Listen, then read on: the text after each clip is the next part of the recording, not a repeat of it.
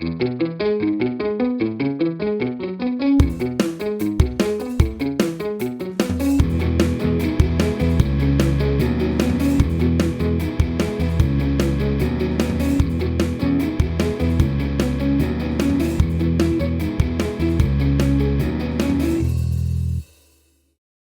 we dive in, a quick disclaimer. Although we are therapists, this podcast is not therapy and does not replace working with your own therapist. Everything shared here is for general education and conversation only. Welcome back to Twenties Girls. I am Davi, And I'm Christina. and we're two therapists who help others navigate their lives in the other 128 hours, wondering if we're doing ours entirely wrong. I don't think I Yeah. said it correctly. We spend 40 hours a week helping others navigate their lives, and the other 128 hours wondering if we're doing ours entirely wrong. I think you said it right. Okay, just in case. How are you doing, Debbie? I'm doing okay. I'm doing okay. We also spend most of our lives wondering, are we burned out or are we just tired? Yeah, or hungry or Yeah. overstimulated or all three. Oh, yeah. Well, before we get started, how are you, madam? I'm doing well. Speaking about hungry and overstimulated, I feel like I might be feeling a little bit of both. So after we record, I'm going to get something to eat and hopefully that brings me back down. How are you feeling?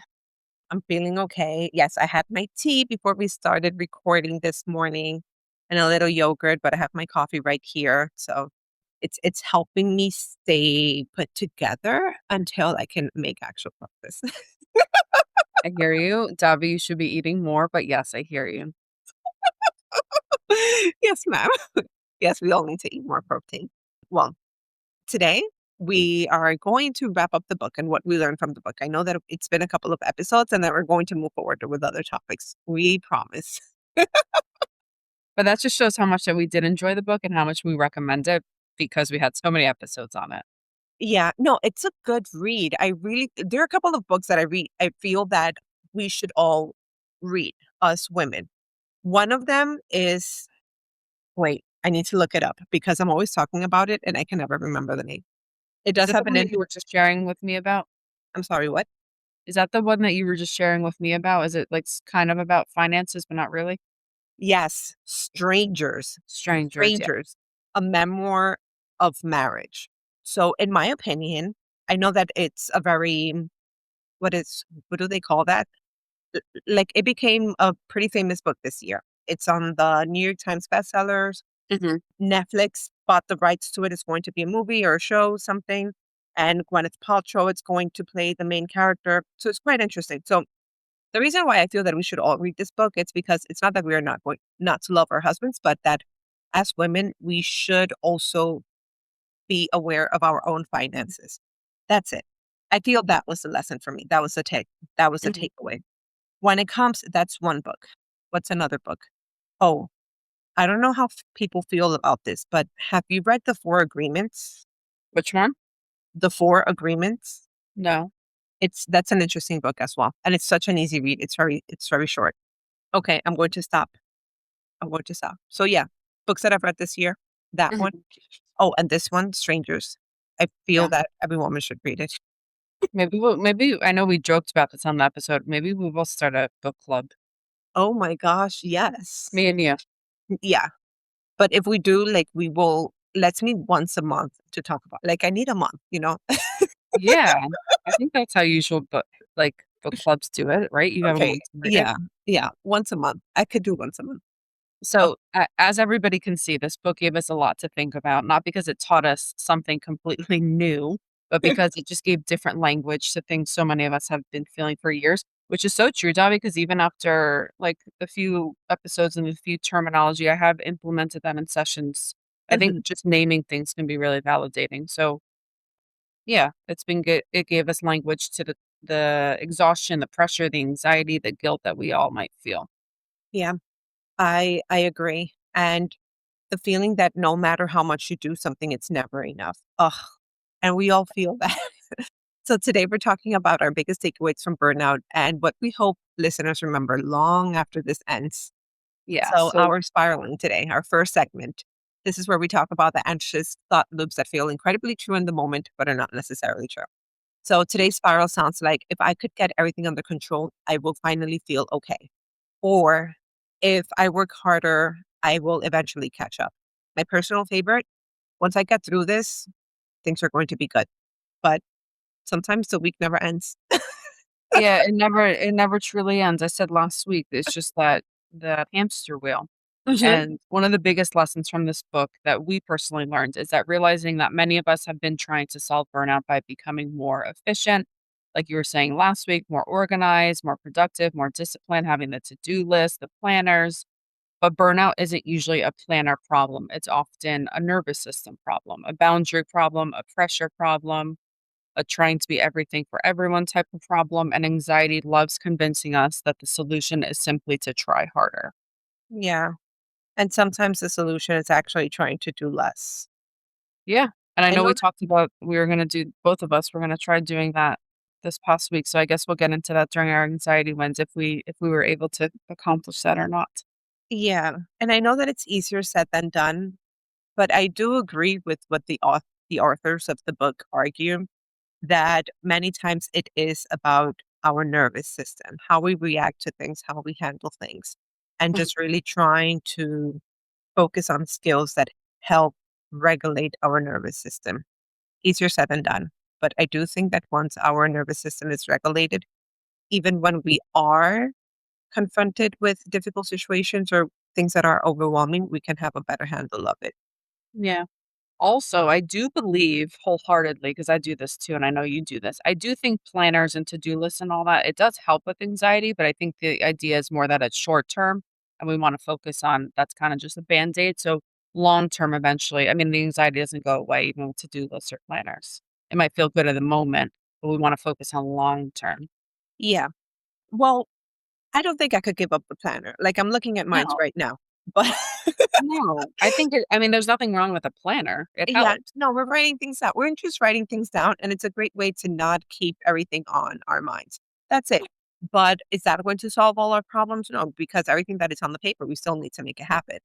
Right. And therefore, yes, by regulating our nervous system and having a different approach to instead of looking at everything that you have to do and feeling overwhelmed, just saying, okay, let's take a deep breath and focus one at a time. But with that, let's go into our therapy insights. And this is where we bring what we have learned through therapy, our clinical work, and our own very anxious lives. Yeah. So, what So were how our about biggest takeaways? yes, I was gonna say the same thing, Debbie. Let's talk about our biggest takeaways. Lesson number 1, I feel like we decided is stressors and stress are not the same thing. Just because the problem is solved does not mean your body knows that it is safe. Your nervous system still needs that recovery, not just a resolution. Yes, as we just discussed. And lesson number two, you cannot pour endlessly from an empty cup. And I know that we have heard that a lot, but it's simply true. You cannot go and water your plants with an empty bottle. Mhm. And that's the same for life. And the human giver chapter to me was one of my favorites. I really did identify tremendously with it because many women have been taught that caring for themselves is selfish and that we are to be nurturing, loving, selfless for absolutely everyone else and not necessarily focusing too much on ourselves. Yeah. Yeah, lesson number 3 is perfection is a moving target. Whether it's Mhm. our appearance, how we parent, our job, our relationship.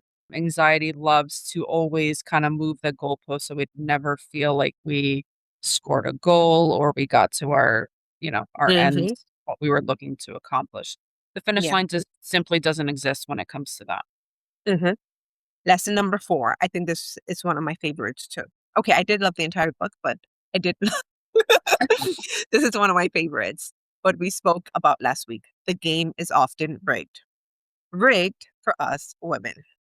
Yeah. And that doesn't mean giving up. It just means questioning impossible expectations that sometimes we set for ourselves. It means recognizing that not every struggle is a personal failure and, and we should reflect on that. Yeah. Yeah. So those are the 4 lessons that we feel like there's one more. Yeah.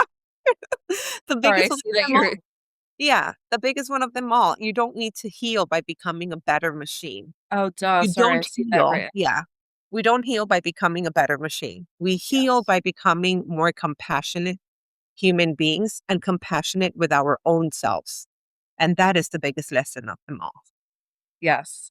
Just a little anecdote. We write our little notes on papers, and I must have missed that one because my handwriting's terrible, so thank you, Dobby, for Y- That's why we do picking this that out. together. Yeah, we create our outlines. Otherwise, we would just be rambling here.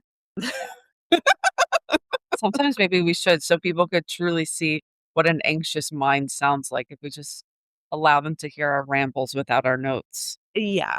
Yeah. Okay, we could try to do some things next time. Maybe. I don't Yeah, know. to People come would up be with like, something "This." next episode. Yeah. Yeah. Anyway. So with that, those are what we took away from the book, but maybe if you read it, you can have your own, lessons or goals that we didn't come up with. So now let's transition into guilty pleasures and anxiety wins, the part where we celebrate the tiny things that help us survive the week. So as we promised that we were both going to do, I'm trying to think quickly. Debbie, you start with what your anxiety win of the week. Yeah, what we promised that we would try to practice this past week was lowering our expectations. So for me, lowering my expectations has been not I I am guilty of trying to optimize my time and trying to be as productive as possible. I am guilty of that. So this past week, just telling myself, Dobby, it's okay to lower your expectations. It's okay if this doesn't get done. It's okay if you just take a nap. Um, Mhm. so I've been doing that this past week and it feels good. Good. That's Yeah. awesome. Yeah. So lowering expectations. I Yeah. really want all of us to practice that. Yeah, I now that I'm okay, so I did make an active effort, now I remember. Lowering my expectations in the sense that I'm trying not to compare myself to others, especially on social media, specifically moms that you see. Because Yeah. one, I think a lot of it is fake, not fake, but you just never know what someone's going through. All you're seeing is what you see on social media. Hmm. So lowering my expectations as a mom, recognizing that I do work full time and I do show up for my daughter as much as I can, and that's okay. So, yeah, I think I made an active effort of that, trying to not hold myself, trying not to be so hard on myself this week on that. Yeah. And whenever you feel that social media is causing that distress, it's okay to take a tiny break from it. Because as you said, it's not Yeah. necessarily true. And most importantly, you know who you are and you know how you show up in this world and how you show up as a mother, which is incredible. Like I look up to you and Oh, I've always told you that. Dobby, you're gonna make me cry. Thank you. That's so sweet. Yeah. When I become a mom, you're my go-to person. Oh, stop. You really What you've done with Kai. Oh, thank you. You're Thank you. actually crying. That's no, because that's the best compliment I think as a mom you can receive. Forget about like, "Oh, you look pretty, you look, your outfit," but for someone to say that you're doing a good job as a mom, I think is such a beautiful and needed compliment and comment. So Yeah. thank you, Dominique, that's really sweet. You're very, very welcome. I mean it 1,000%. I mean, I remember everything you showed me that you did for her first birthday. I was like, I love this. And when I become a mom, this is exactly what I want to do. Oh, thank you, Like, Dobby. it's not about the big party. It's not about like what inviting other people. Like, no, they're 1 year old. It's about spending time with them and making it special for them. And I love that. And Thank you. everything else that you do day to day for her. Thank you. Yeah, you're very welcome. Okay, so let's wrap it up. Yes. Shall we wrap it up? Uh, Yes. yeah, so if you've listened to this series, this whole Burnout series, we hope that you remember one thing. That you were not a machine. You were never meant to perform endlessly, and you were never meant to carry everything alone. Oh, yeah. And also that you do not need to earn rest. You do not need to earn compassion. You do not have to earn your worth. The goal is not becoming stress free. We all know that's impossible. It's also the goal. It's also not becoming perfect. We also know that's not possible. But the goal is creating a life where your nervous system feels safe enough to be human, safe enough to accept yourself as you are. Sometimes we're a bit messy. We are imperfect, and that's a fact. We are flawed individuals. We are complicated. We are complex, and we're human. That's what makes us human. Mhm. Yeah. Yeah. So if these episodes resonated with you, or again, if you thought about anybody while listening, send it to them. Don't forget to rate us, review, and follow Two Anxious Girls. We will see you next week. We'll see you next week. Bye bye, everyone. Bye.